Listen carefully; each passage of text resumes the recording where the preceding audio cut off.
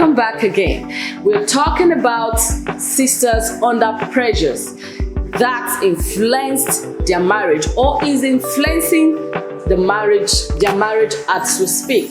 So if you're under pressure of any type, these words of advice are for you. Maybe you have a clique of friends and immediately pump. Everyone is just leaving your corner and they're saying the yes, I do. And then you're like, I'm the only one remaining. Why should I be the only one? I mean, anybody that comes now, I'm off. 1, 2, 3 has gotten married and you want to make the list yourself to be number 4. You want to complete the list. It doesn't work like that. Hey, you should wait for the will of God in your life. If you do not wait for that time of God in your life, you will pay their consequences. Do you know there are some friends that are loved because their friends got married to, rich brothers or men and all of that, and they visit them. And then when they come back, and then some brothers are trying to, that have prayed through and said they are seeking their hand in marriage, they lock up their hearts without even seeking the face of God if that person is their husband or not, because they have gone to Sister A's house and see the comfort zone she is, and they feel it must be the same with her. No destinies are the same. There is no 2 persons that were born at the same time. There must be a shift in seconds, minutes, or hours. So do not compare your destiny with the destiny of Sister B.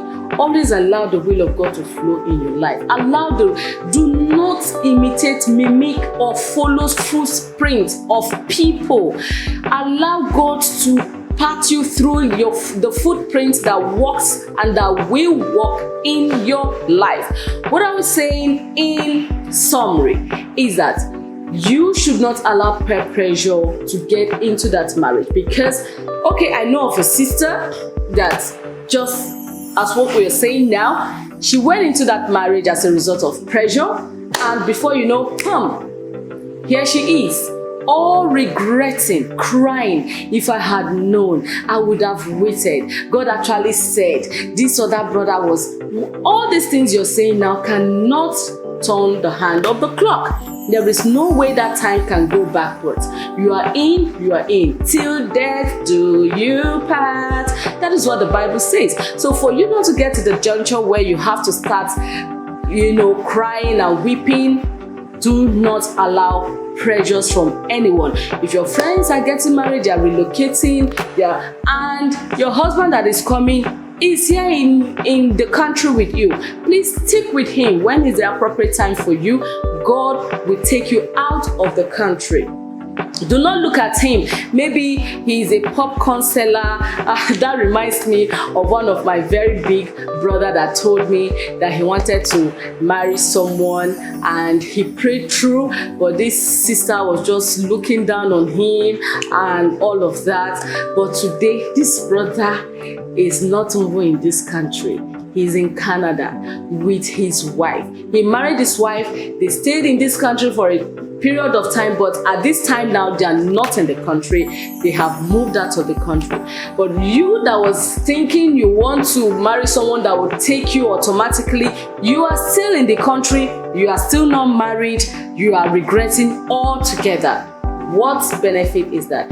Do you know there are consequences of marrying under pressure, peer pressure? Part of it is marrying the wrong person, rushing into the marriage and rushing out, detrimental to your spiritual life, and what? Missing out in eternity at last. All these are consequences that gets to anyone that allow peer pressure to influence the decisions of their lives.